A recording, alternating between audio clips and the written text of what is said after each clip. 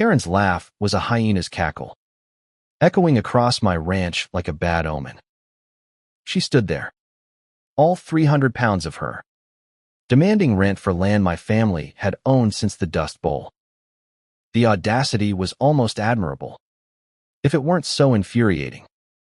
She'd roped off my northern pasture with cheap lumber and duct tape, claiming the HOA gave her authority to reclaim it for unpaid dues. Too bad for her. I wasn't just some pushover rancher. I held the lease to the HOA's office, and her little empire was about to crumble. The trouble started 3 weeks ago when Karen waddled into our quiet town of Redstone, Montana, armed with a clipboard and a superiority complex. She'd been elected HOA president by a margin thinner than her patience, mostly because nobody else wanted the job. Redstone's a small place, 200 souls, half of whom raise cattle, the other half wishing they did. My ranch, a sprawling 400 acres, was the biggest in the county, and Karen had her eyes on it like a vulture circling a carcass. She didn't live here, mind you. She'd bought a vacation cabin last summer and decided she owned the whole damn town. Her first move was petty, fining me $200 for excessive dust from my cattle drives. I laughed it off, paid it, and figured she'd move on to harassing someone else. But Karen wasn't the type to stop.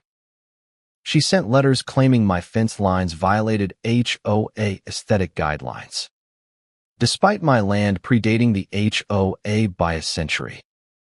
Then came the assessments, random fees for things like community beautification and road maintenance, even though my ranch road was private and I maintained it myself. I ignored her, which was like poking a hornet's nest with a stick. Last Tuesday, I woke to find my northern pasture barricaded. Shoddy planks and wire, slapped together like a toddler's art project, cut off access to my grazing fields. My cattle were spooked, my workers pissed, and there was Karen, parked in her golf cart, waving a notice of reclamation. She claimed I owed $12,000 in back dues, and until I paid, the pasture was HOA property. I could have called the sheriff, but Redstone's law enforcement is one guy named Dale who's more interested in fishing than paperwork. Besides, I had a better idea. Karen, I said, stepping out onto the porch, you know this land's been in my family since 1932, right? She smirked, her chin's wobbling. Doesn't matter, Mr. Callahan. Rules are rules. Pay up or lose it. Her voice dripped with condescension, like she was scolding a child. My ranch hand, Javier, muttered something in Spanish that I'm pretty sure wasn't a compliment. My other worker, Sarah, just gripped her shovel tighter, probably imagining it as a weapon. I let Karen talk, her voice rising as she listed my violations. She didn't notice I was recording every word on my phone. She didn't know about the ace up my sleeve either. See, the HOA officia dinky trailer on the edge of town was on a plot I'd leased to them 5 years ago for $1 a year. A favor to keep the peace. The lease had a clause. I could terminate it with 30 days' notice for any breach of contract.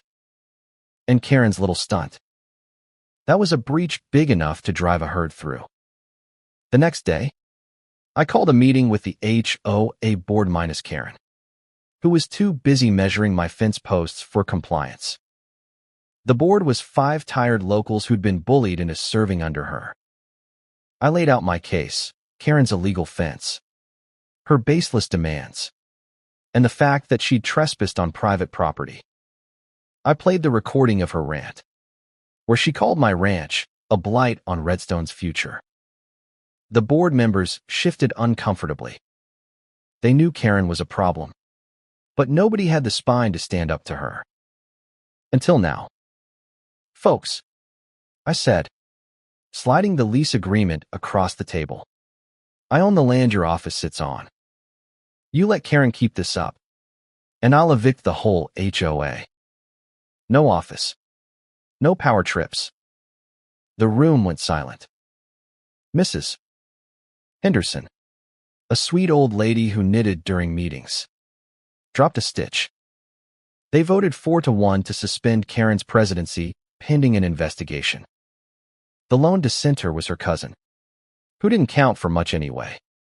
Karen didn't take the news well.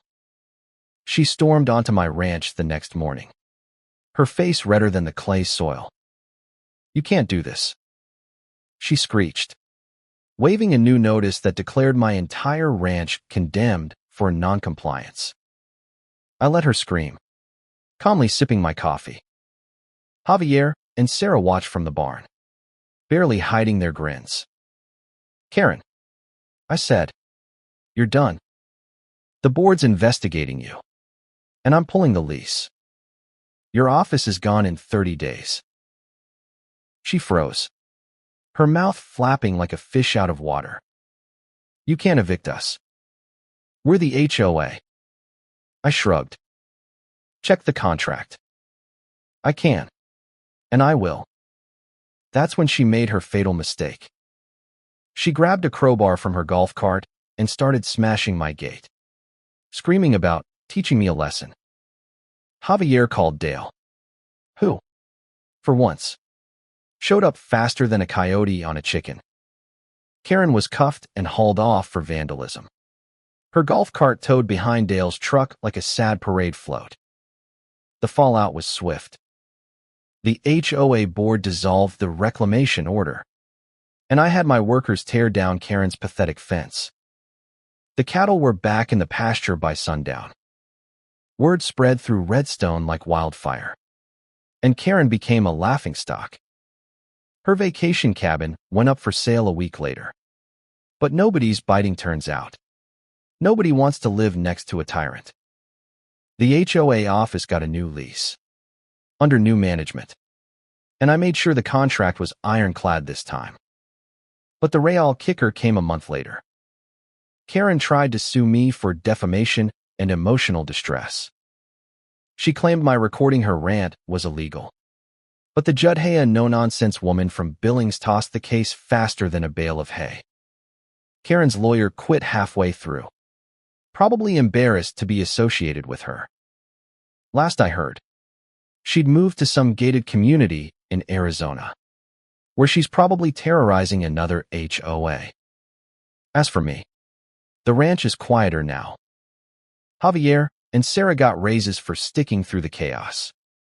And I've got a new gate, sturdy, steel, and Karen-proof.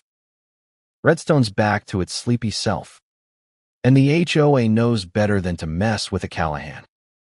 Sometimes, justice tastes like dust and victory, and I'm savoring every bit of it.